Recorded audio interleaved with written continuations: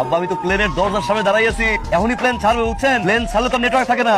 আমি ওই জায়গায় পৌঁছাইয়া সিম কিনা একটা ব্যবস্থা করে ফোন দিব না, আমারে সালাম দিয়ে আব্বা রাখি। হ্যাঁ এখন কথা বলতে পারতেছি না, এই যে ভাই আইতেছি, দাঁড়ান একটা মিনিট।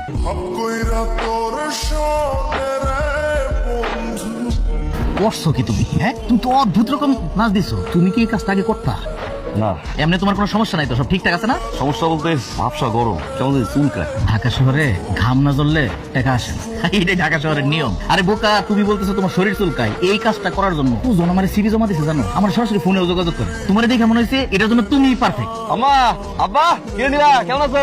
নীলা এই দেখ মালয়েশিয়ান আইসক্রিম, হ ভাইয়া। কি যে মজা।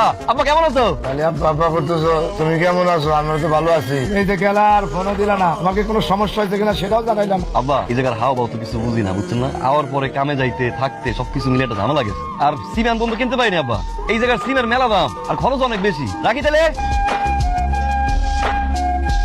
তোমার আমি বলছি, খুব সুন্দর করে বুঝাই বলছি যে ফোনটা বন্ধ রাখবা। মোবাইলটা তুমি অন করে আমার কাছে জমা দিছো, ড্রয়ারে রাখি বন বন বন বন শব্দ করে। বন্ধ করে এটা। তুমি এইটা খুলছো কেন?